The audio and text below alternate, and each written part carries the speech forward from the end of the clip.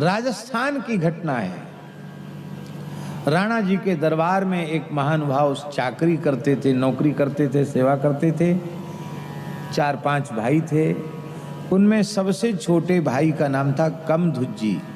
क्या नाम था? वो जन्म से ही भगवान के भक्त थे। वो निरंतर नाम जप करते थे, एकदम साधु वृत्ति थी उनकी। और कुछ खाने को मिल गया तो खा लिया, नहीं मिला तो कोई बात नहीं, मांगना जांचना किसी से नहीं, अंतर्मुख रह के राम राम करना। और घर में कुछ न कुछ तो हल्ला गुल्ला होता ही है। वो जंगल में चले जाते, वहीं भजन करते। तो सब भाइयों का तो विवाह हो गया, इनका विवाह भी नहीं हुआ, क्योंकि ब्याह तो उसी का होता है जो कुछ कमाने लायक हो। ये तो किसी काम के नहीं है। तो घर में एक चर्चा चली कि भाई देखो, सब तो कमाते हैं, यही नहीं कमाता। खाता तो है, कमाता है नहीं। इसलिए हम बड़े पद पर हैं राणा जी के दरबार में, इसका भी नौकरी में नाम लिखा देते हैं। एक बार हाजिरी दे आएगा दरबार में, जो कुछ तनख्वाह मिलेगी वो घर में काम आएगी। भाइयों ने कहा देखो, तुम्हारा राणा जी के दरबार में नाम लिखा देते हैं और थोड़ी देर के लिए ड्यूटी पे आना पड़ेगा, और तुम्हारी जो तनख्वाह मिलेगी वो हम लोग ले लेंगे, घर में काम आएगी। तुम खाते तो हो, यहाँ रहते हो, खाते हो, ये है संसार। ऐसा हमारे यहाँ साधुओं में हो जाए तो सब काम गड़बड़ हो जाए। हमारे यहाँ ये व्यवस्था नहीं है कि एक व्यक्ति लावे और बाकी सबको कमाना पड़े, ऐसा नहीं है। कमाओ सब, अपना अपना रखो, और व्यवस्था एक को ही जुटानी पड़ेगी। मना नहीं कर सकते कि भाई ऐसा क्यों, संतों की व्यवस्था है। गृहस्थियों में 10 कमाने वाले हैं और उनमें एक है जो बेचारा कोई कमाई उमाई नहीं करता। तो उन 10 की नजर में वो खटकेगा कि अरे ये कैसे, इधर एक सोफा इधर अलग डलवा दो। श्री सीताराम जी महाराज की। हम लोग बड़े भाग्यशाली हैं। प्रयाग से अरेल वाले महाराज जी कृपा करके पधारे हैं, हम उनको प्रणाम करते हैं। विराज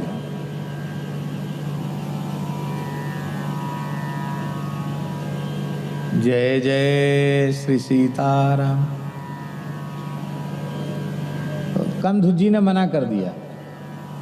कमधुज्जी बोली हम तो राम जी के नौकर हैं, हम किसी राजा महाराजा के नौकर नहीं, हम राणा जी के नौकर नहीं हैं। बोले तुम यहाँ खाते तो हो? तो उन्होंने कहा कि आप लोगों को बुरा लगता है हमारा भोजन करना, नहीं करेंगे भोजन, जंगल में ही रहेंगे। यहाँ रहे तो बोले यहाँ रहेंगे भी नहीं, जंगल में रहेंगे, भजन करेंगे। तो क्या खाओगे वहाँ? तो बोले आप इसकी चिंता छोड़ दो, अब आप लोगों को खाना अच्छा नहीं लगता, रहना अच्छा नहीं रहेंगे, या नहीं खाएंगे, जंगल में ही रहेंगे। भाई नाराज हुए, बड़ा बैरागी छांट रहा है। वहां जंगल में रहेगा, मर जाएगा वहां भूखे प्यासे, तो कौन जलाएगा तुझे, दाग कौन देगा? तो कमधुज्जी बोले कि आप लोगों को कौन देगा? अरे बोले हम तो गृहस्थ हैं, हमारे लड़के बच्चे हैं, सब हमारा संस्कार करेंगे, तुम्हारे जैसे थोड़ी ही ऐसी डोल रहे हो, किसी काम के नहीं। अरे यहाँ मरोगे तो कोई ना कोई भाई भतीजा अग्नि तो मुखाग्नि तो दे देगा, वहां मर जाओगे कौन देगा? बोले आप लोगों को अग्नि आपके भाई भतीजे देंगे, पुत्र आदि देंगे, तो हमारे रघुनाथ जी हमारे लिए कुछ नहीं करेंगे। इसलिए राम जी के सहारे हमको छोड़ दो। और वो चले गए। घर वालों ने सोचा कि ऐसे थोड़ा नाराज हुआ है, भूख लगेगी फिर आ जाएगा, लेकिन वे तो परम वैराग्यवान थे, जंगल में गए तो फिर लौट के नहीं आए। परिवार वालों ने भी कोई संपर्क संबंध नहीं किया, क्योंकि संसार ऐसा है कि जिससे स्वार्थ की सिद्धि की आशा होती है उससे संसार अपना संबंध जोड़ता है, रखता है। स्वार्थ की पूर्ति नहीं हो रही है तो क्या लेना देना, ऐसे कितने आए कितने गए, किसी ने इनकी खोज खबर नहीं ली। और भजन करते करते करते करते अपनी आयु पूर्ण करके उनका शरीर शांत हो गया जंगल में। तो नित्य साकेत में श्री रघुनाथ जी चिंतित हो गए। भगवान का मुख कमल थोड़ा मुरझा गया।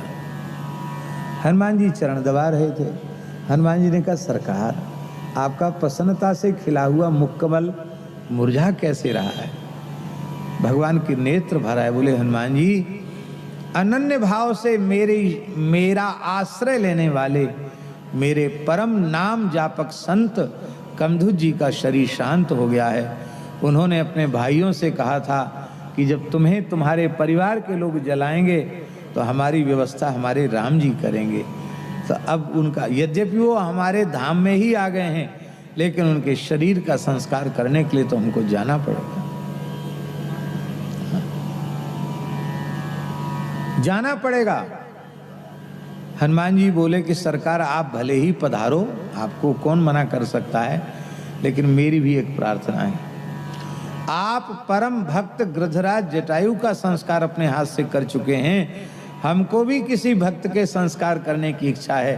आपकी आज्ञा हो तो आप उपस्थित रहें वहाँ, और मैं अपने हाथ से वैदिक पद्धति से, और हनुमान जी से बड़ा वेदज्ञ कौन होगा, शास्त्रीय पद्धति से सभी धरती के तीर्थों के जल में उनको स्नान करा के बढ़िया द्वादश तिलक करके बढ़िया से हम संस्कार करें।